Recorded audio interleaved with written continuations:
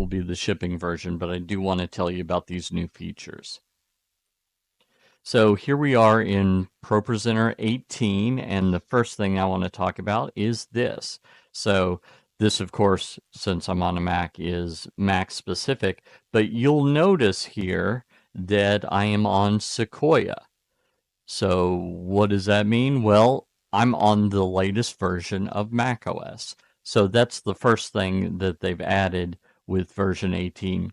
17.1 kind of technically supported Sequoia. Presented by Church Tech U, it's the ProPresenter Show. On today's show, what's new in ProPresenter version 18?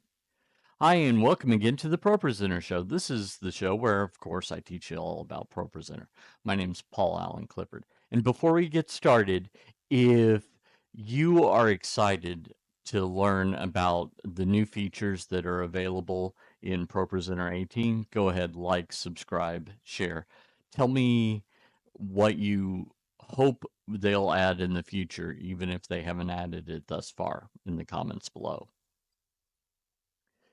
One of the things I love about Renewed Vision and their business model is the fact that they're releasing new features all the time.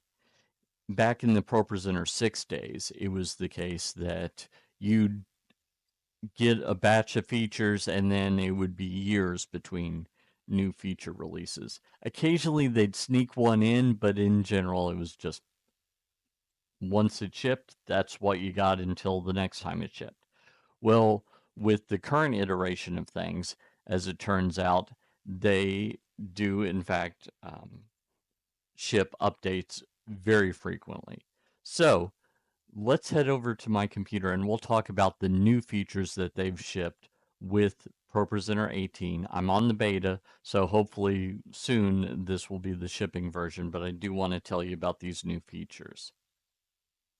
So here we are in ProPresenter 18, and the first thing I want to talk about is this.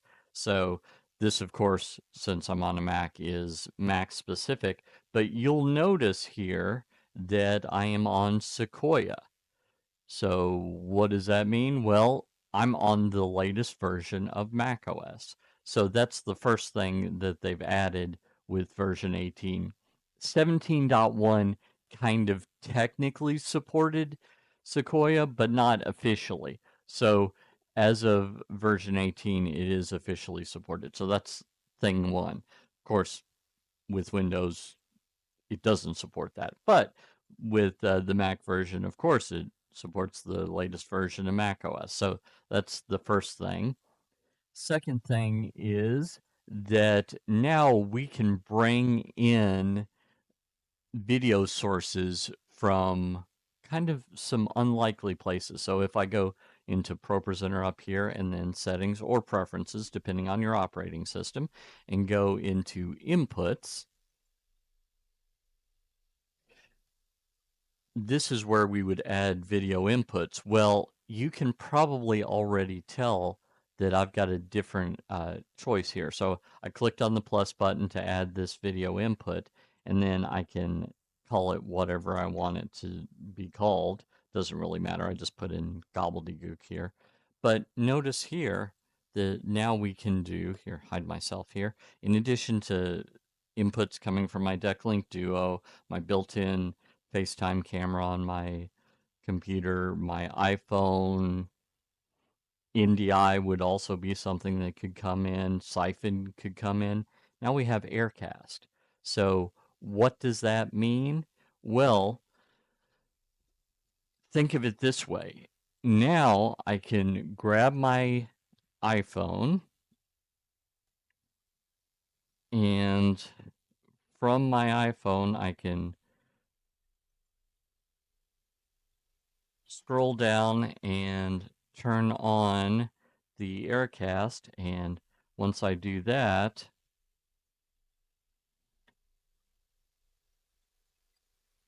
we have the exact representation of my screen. I can even turn it sideways if I wanted to. Let me click stop mirror or leave it mirroring, and we can see some of the different stuff that I'm going to be covering. Here, let's go back out of there. Notice we're in my home screen. So I can do all kinds of stuff with this.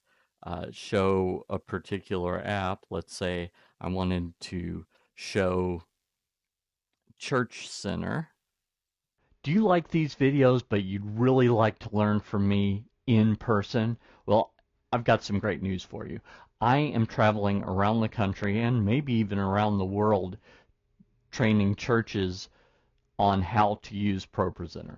So I've got a either a 1 or 1.5 day class that you can attend. For more details, head on over to TDM.fyi/events24, the top one right here, and register for the event nearest you. If there is no event that's near you, no problem. You can request one. So head on over to tdm.fyi/class request. That's this one down here. And you can say, hey, I'm interested in attending a class, or even I'm interested in hosting a class. Up to you which you prefer. In the last one, that is just information. It's not obligation, so don't hesitate to put your information in there, and I'll let you know when there's a class in your area, or we'll talk about what it takes to host a class. It's probably a lot less than you imagine that it is. So head over there, and I look forward to meeting you in person for my church.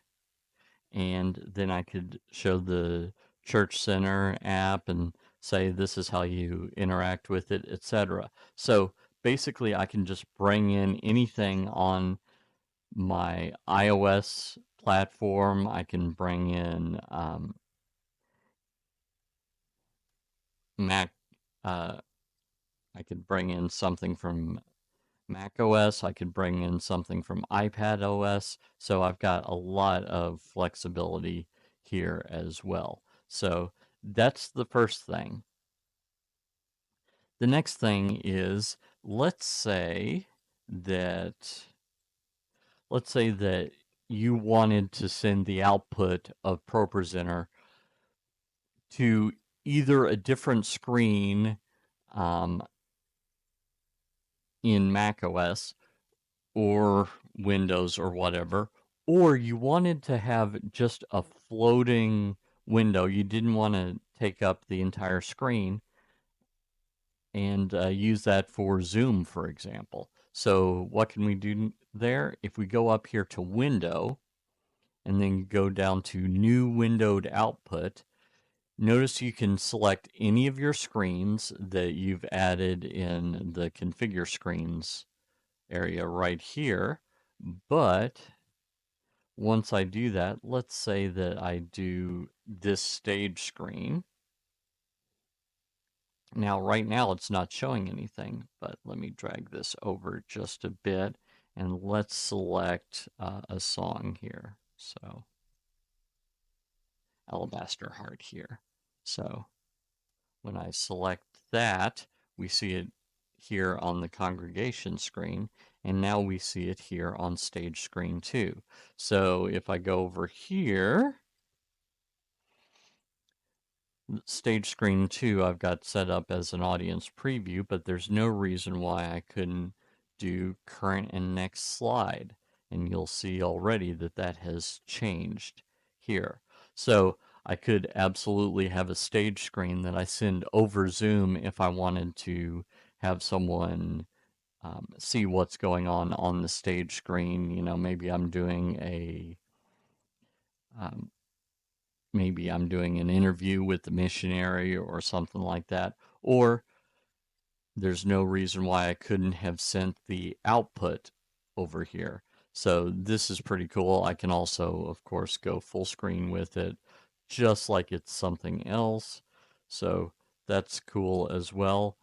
So some people have been wondering for some time if they couldn't break out pieces of the ProPresenter UI and put them on a different screen. Well, you can do that with this, and that is just the preview screen here. So you'll notice that now I have the preview of the congregation screen and the preview of the stage screen showing at the same time. So that's something else that you can do here. Another thing that they've added, and if we right click and select either edit slide, or I could just click on the edit button up here, either way will take me to it, is there used to be a big plus button right here. That's gone away, and instead we have the contents of the big plus button. So it's taken away one of the clicks that you need, but now you can go, oh, okay, I need to add text, I need to add a shape, I need to draw something freehand, I need to add media, a live video source, or a web source. So you don't have to know, okay, first you click on the big plus button and then it gives you a list. Instead, I could say, okay, I want to add a media source right here. So when I click on that, it would take me to the Finder in Mac OS or Windows Explorer on Windows. So that's something cool that they've also added. Another thing is, it used to be the case that you had to double click on this to uh, start editing. Now you can just